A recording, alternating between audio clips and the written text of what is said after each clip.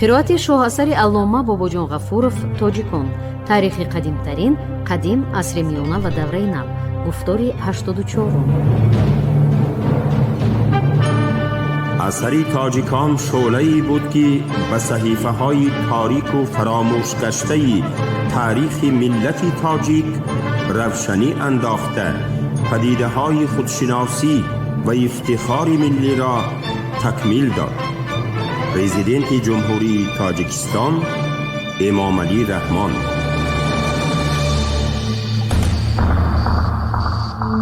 خلق تاجیک در دولت تیمور و تیموریان.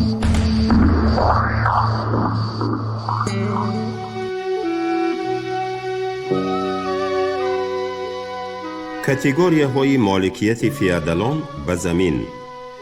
سویرغال در عصر 15. زمین و آب از روی حقوق مالکیت به همان کاتگوریه هایی که سابقا وجود داشتند تقسیم می شد. ما در بالا ملک های دهخانان را خاطر رسان نمودیم. در دوام عصر 15 ذخیره زمین های وقف خصوصا نظر به دوره گذشته افزونتر گردید. تیمور و تیموریان فعالیت بناکاری را خیلی وسعت دادند. بسیار شهرهای آسیای میانه و ایران با عمارت‌های زیادی گوناگون، مدرسه، مسجد، مقبره، خانقاه و غیره زیب یافتند. همه این عمارت‌ها از حساب اموال وقف ساخته می شدند. چند وقف نامه‌های محفوظ مانده این را ثابت می نمایند. درباره دیگر بخشش‌های کلان منبع‌های خطی نراتیو معلومات می دهند. اموال وقف در اختیار متولی بود. اکثر وقف گزاران خود را و اولادشان را متولی تعیین می کردند. مؤسسه مخصوصی بود که اداره وقف را به طور عمومی نظارت می نمود. در سر این مؤسسه صدر می ایستاد. دبیرخانه صدر از ثروت وقف مالیات مخصوصی می گرفت که اصلا برای تأمین معاش کارمندان مؤسسه مذکور صرف کرده می شد. اموال وقف از چنین نظارت صدر و مالیات او فقط با فرمان مخصوص پادشاه می توانست آزاد گردد. واقعا هم صدر و مأموران او سعی می کردند که از عایدات وقف حصه بیشتر به دست آورند. در این زمینه مبارزه های تند و تیزی هم به وقوع می آمد. به سبب سوء استعمار از حد بیرون بعضی از صدرها را از وظیفه دور می کردند. دیگر نوعهای انداز و مالیات از همه زمینهای وقف به استثنای آنهایی که با امر مخصوص پادشاه از پرداخت آزاد شده بودند به فایده خزینه دولت ستانیده می شد. در زمان سلطنت تیموریان خصوصا در عهد تیمور این طریقه آزاد کنی ها از پرداخت مالیات بسیار واقع می گردید. ذخیره زمین های دولتی از همه بیشتر بود، اما چون در زمان تیموریان رسمی به طریق انعام و پاداش تقسیم کرده دادن زمین خیلی وسعت یافت، فقط یک حصه اندازی عایدات به خزینه حکومت مرکزی داخل می شد. سویرغال عصر 15 یگانه و در یک شکل مستقیم نبود. در این دوره مثل پیشتره نوعهای مختلف پاداش وجود داشت که اکنون همه آنها را سویرغال می گفتند. یکی از شکل‌های خیلی معمولی سویرغال ملک خاصه اعضای خاندان سلطنتی به شمار می رفت. آنها در شهر و ولایت‌های بزرگی همچون انعام به دست آورده خود عملاً صاحب اختیاری کامل بودند. این طریقه انعام را بعضاً منصبداران کلان نیز صاحب می شدند و در ولایت و شهرها به طور خود حکم فرمایی می کردند. در عمل همه این سویرغال ها اکثراً خصوصیت میراثی هم به خود گرفته بودند. از این رو گاه آنها را سویرغال‌های ابدی می نامیدند. ولی باید قید کرد که ارثیت یک جزئی جدا نشونده این قبیل سویرغال‌های بزرگ نبود. وقتی که این سویرغال‌ها را به میراث گذاشتنی می شدند، حکومت مرکزی آن را با سند جداگانه به رسمیت می درآورد. همچنین محدودیت‌های دیگری نیز موجود بودند. بعضاً صاحب سویرغال قسمی درآمد ولایت خود را می بایست به خزینه حکومت مرکزی می سپرد. حکومت مرکزی در بعضی موردها مسئولیت قضایی و مأموری صاحبان سویرغال را محدود نمود. برای حل و فصل مهمترین مسائل مأموران خود را به نزد آنها می فرستانید. گاها این سویرغال‌ها تماماً کشیده گرفته و یا حجماً کم کرده می شدند. در عین زمان چنین واقع می شد که صاحبان سویرغال عملاً به حکمرانی صاحب اختیار تبدیل می یافتند و حکومت مرکزی از مبارزه ضد آنها عاجز می گردید. همین طریقه حتی کلانترین سویرغال‌های عصر 15 از جهت مضمون و ماهیت خود یک خیله نبودند. در برابر این نوع سویرغال‌های کلان، سویرغال‌های خرد هم وجود داشتند که حقوق صاحبانشان از بسیار جهتها محدود بود. در زمان تیموریان و خصوصاً در عهد خود تیمور، اکثر وقت سپهسالاران حتی سرکرده‌های خرد هم که در میدان جنگ کارنمایی نشان می‌دادند، به گرفتن سویرغال مشرف می‌گردیدند. این سویرغال‌ها حجماً خیلی گوناگون بوده، می‌توانستند از ولایت کلان تا دهه خردی باشند. بعضاً شخصان روحانی هم صاحب سویرغال می‌شد. عموماً همه انعام و پاداش‌ها از جمله تحفه پرقیمت هم با اصطلاح سویرغال افاده می‌یافت. ذخیره زمین‌های ملکی به فیادلان اشرافی و دینی تعلق داشتند خیلی کلان بود. سرچشمه‌ها نام یک قطار اشخاصی را ذکر کردند که زمین‌های آنها مساحت بزرگی را فرا گرفته و بیش از پیش وسعت می‌یافتند. به طریق مثال املاک خواجه احرار را می‌توان نام برد. به او 1300 قطعه زمین در ولایت‌های مختلف آسیای میانه تعلق داشتند. البته این قطعه نه از پاره‌های خردی زمین بلکه از منطقه‌های تمام عبارت بودند. اشرانه یعنی انداز عایدات زمین به مقدار 0.1 حصه محصول که خواجه احرار از زمین‌های در یک خود ولایت سمرقند داشته خود به دولت می پرداخت برابر 80,000 من بود. اگر یک من را 20 کیلوگرم حساب کنیم، این مقدار به 1600 تن غله برابر خواهد شد.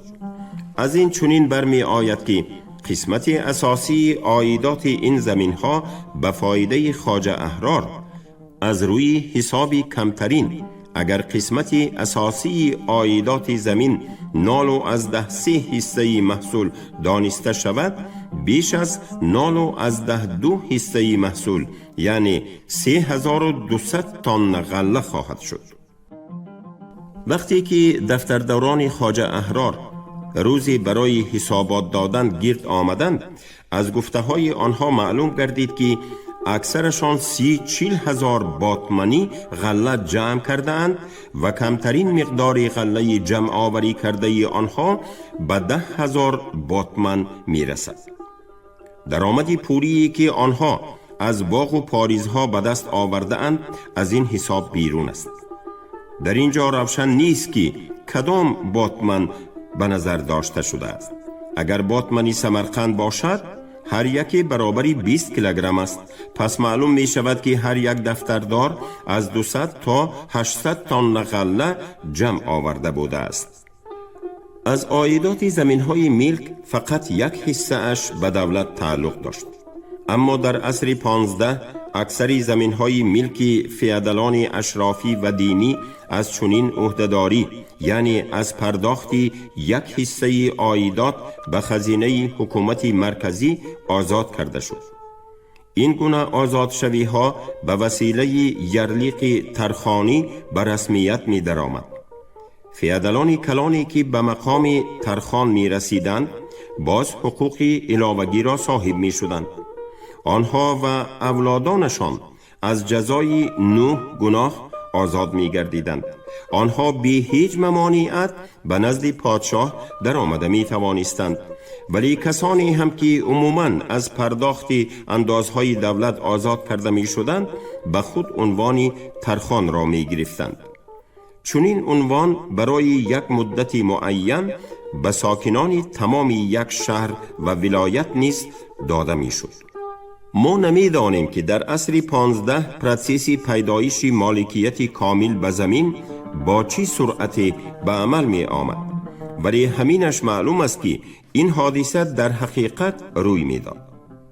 مالکیت کامل به زمین چنین معنی داشت که فیادال تمام عایدات زمین‌های ملک خود را بدون آنکه یگان حصه اش را به دولت دهد خود صاحب می شد و در این مورد وی نه از حقوق ترخانی بلکه از حقوق مالک کامل زمین استفاده می نمود.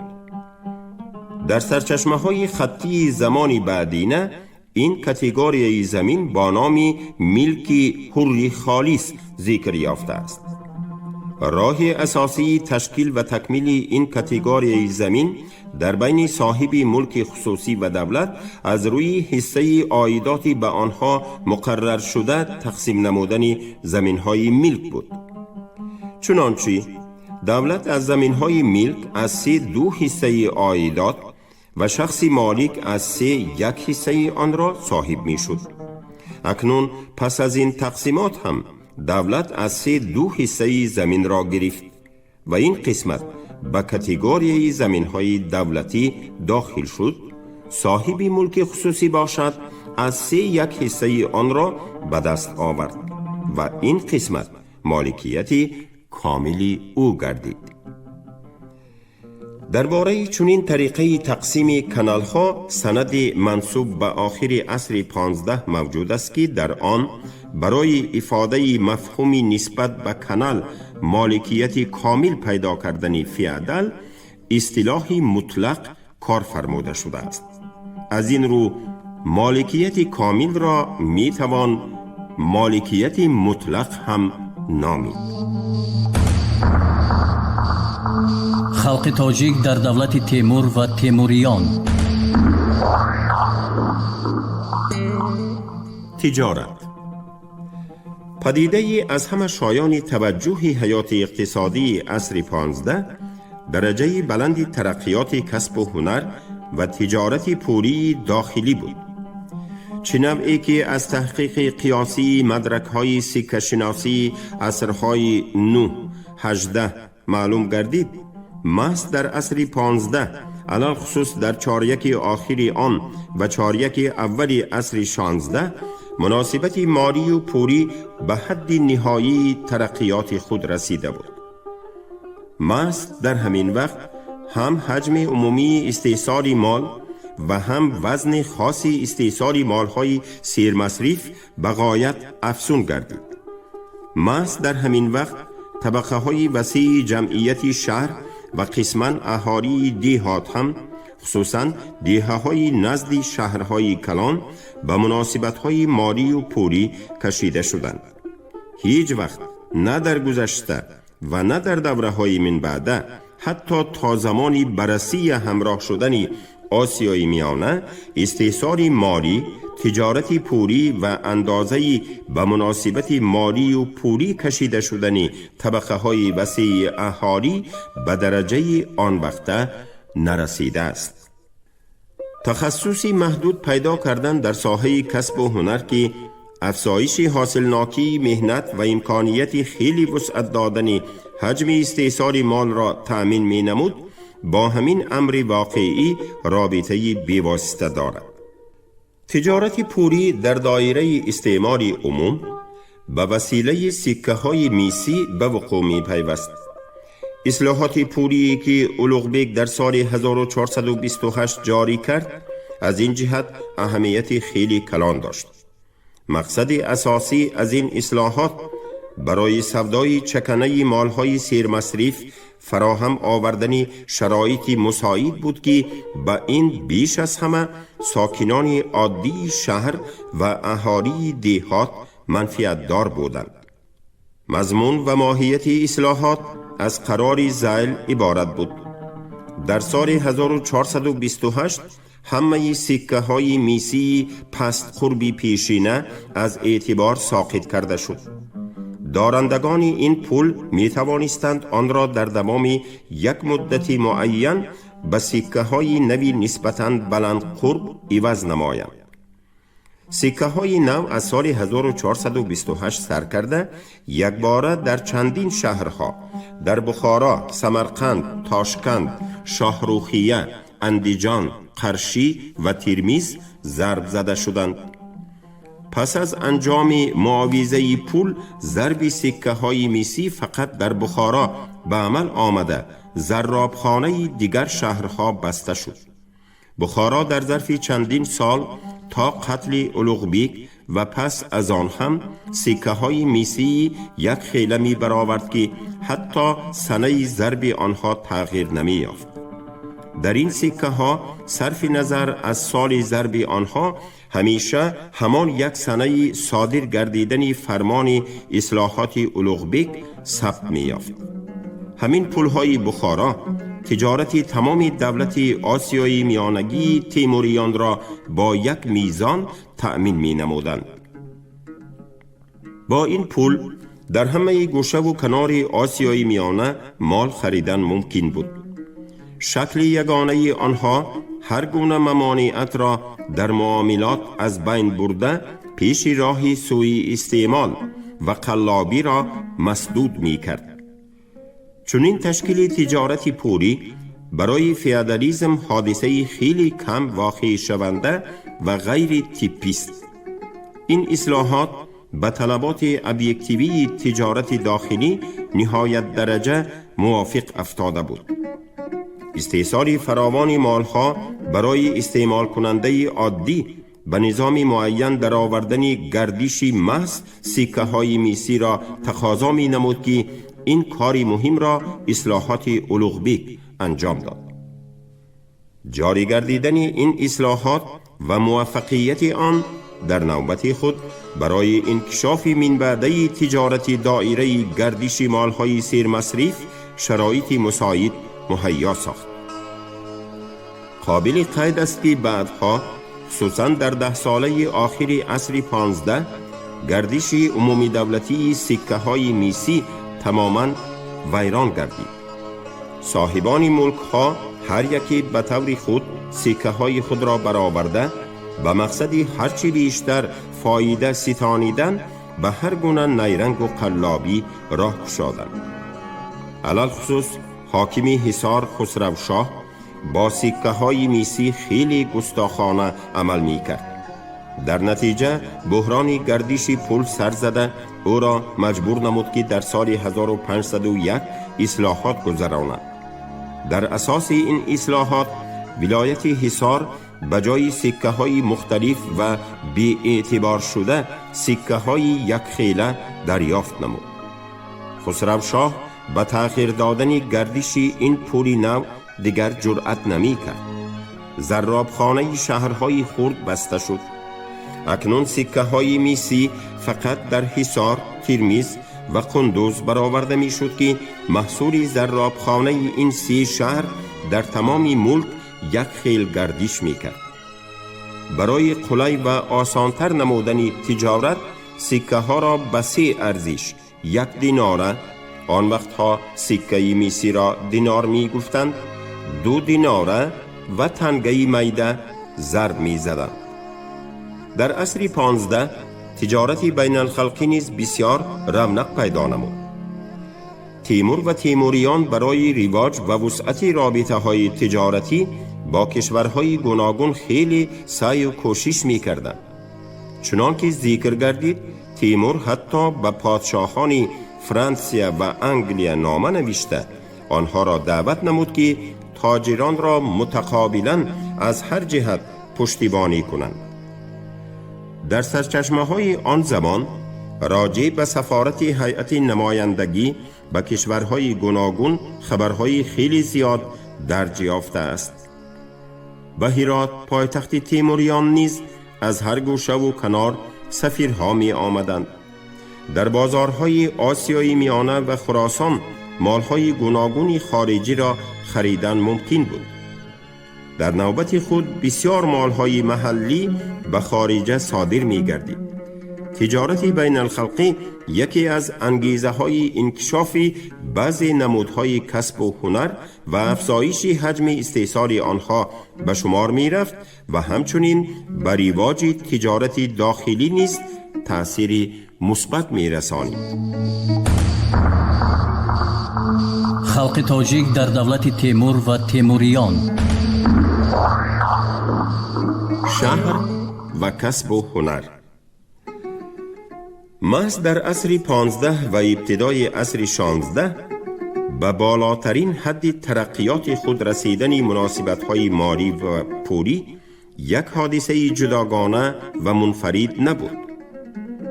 وی همان موقعی در حیات شهرهای آن وقته آسیای میانه اشغال کرده این مدت را عیان نموده از پیشرفت‌های آن دوره گواهی می‌دهد. برای همه طرفه تحقیق کردن آنچه که شهری عصر 15 از جهت اجتماعی و اقتصادی عرض اندام می نمود، متاسفانه مدرک‌های کافی هنوز جمع نگردیدند. ما در دست خود فقط مقداری کمی از تحقیقاتی را داریم که به مسئله‌های علاهیده بخشیده شده‌اند. اما همین مدرک‌های ناقص و مشاهده‌های جداگانه هم امکان می‌دهند چنین خلاصه برآوریم که تمام مخالفت‌های حیاتی اجتماعی و اقتصادی شهر همچون یک حلقه ضد فئودالی در سلسله ساخت فئودالی همانا در عصرهای 15-16 نهایت درجه تند و تیز گردیده بودند. از یک جهت فعال شوی طبقه های میانه و پایان شهر به نظر می رسد. محققان خاطر نشان کردند که شکل‌های استثماری در عهد مغول‌ها معمول گردیده اهل کسب و هنر که تا حالت مملوکی و غلامی رسیده بودند در عصر 15 کاملا از بین نرفته باشد هم ولی اهمیت خود را تا رفت از دست می‌داد. اکنون سیمای اساسی پیشوری، کاسب آزاد و شکل اساسی تشکیلات پیشوران کارگاه عمومی کاسبان می‌گردد. بیلینیتسکی درست قید کرده است که کارگاه‌های عمومی کاسبان در عصر 15 استوار گردیده اهمیت آنها خیلی بالا رفت. یکی از علامت‌های ظاهری اهمیت این کارگاه‌ها در حیات شهر اشتراک متشکلانه آنها در جشن‌هایی است که تیمور و تیموریان برپا می‌کردند. هر یک کارگاه کاسبان در این جشن‌ها به سری خود شرکت می‌نمود. تدقیق ایدئولوژی این دوره که در ادبیات بدیعی و عموماً در حیات مدنی عکس یافته است، متریالی باز هم کانکریت‌تر و باوری بخشتر می‌دهد. بالدریف دلیل و سندهای فراوانی را از نظر تحقیق گذرانیده به طور قانع کننده نشان داد که نیمه دوم عصر 15 علل خصوص آخر عصر 15 و اول عصر 16 با وسعت پیدا کردن بعضی اجتماعی حیات مدنی و ایجاد بدیعی توصیف می یابد. طبقه میانه اهالی شهر، پیشوران و بازرگانان، عملداران و روحانیان میان حال استعمال کننده و آفرنده ثروت‌های مدنی می گردند. در تذکره های آن زمان از جمله در یادداشت‌های واصفی بسیار شاعرانی از بین کاسبان، بازرگانان و عملداران خرد برآمده ذکر یافتند. البته یک قسمت خیلی کمی آنها شاعری کسبی بودند. اکثرشان نسبت به ادبیات و شعر و شاعری دلبستگی داشته استعداد و ساعتهای فراغت خود را به شعرخوانی و شعرگویی می بخشیدند. اکنون شاعران، نوازندگان و بزلگویان نه فقط در بارگاه اعیان و اشراف جمع می آمدند، بلکه در دکانهای صحافی و کتاب فروشی، در کارگاه کاسبان و در میدان و بازارها نیز بحث و مناظره های ادبی، مجلس شعرخوانی و مشاعره ها برپا می گردیدند. این قبیل محفل های ادبی و هنری در هرات، سمرقند و بسیار شهرهای دیگری دولت تیموریان به وجود آمده بودند.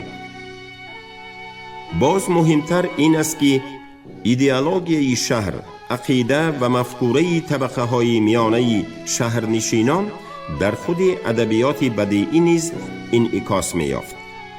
حتی مخصوص نظم دایره هنرمندان به وجود آمده بود که مندرجه اساسی آن را زیست و زندگی کاسبان تشکیل می کرد و در این قبیل شعرها، لغت و اصطلاحات کسب و هنر به طور فراوان استفاده می شد.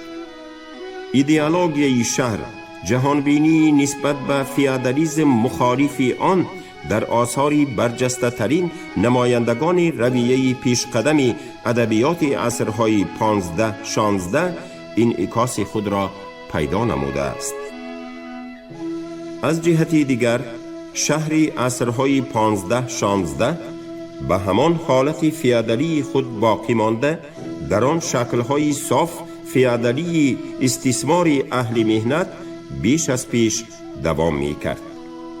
این جنبه حیات اجتماعی و اقتصادی حیات شهر در اساس مدرک‌های عصر 15 خوبتر تدقیق شده است، ولی مدرک‌های معلوم عصر 15 نیز به آن شباهت کامل دارد. از این رو به این دو عصر میتوان یک توصیف عمومی داد. ما در شهر نیز مثل دهات همان کاتگوری های مالکیت زمین را دچار می آوریم. قسمت اساسی زمین در اختیار دولت و یا فئودالان اشرافی و دینی، همچنین اهل خاندان سلطنتی بود، اما به استحصال کننده بی واسطه فقط یک قسمت ناچیز آن تعلق داشت. از این چنین برمی آید که در شهر استحصال کننده بی واسطه اگر دکان، کارگاه و یا منزل او نه در زمین خودش بلکه در زمین دولت، وقف و یا ملک فئودال واقع گردیده باشد، حتما در یگان شکل حق اجاره زمین را می پرداخت. از این لحاظ در بین ساکن شهر و دهقان تفاوتی موجود نبود.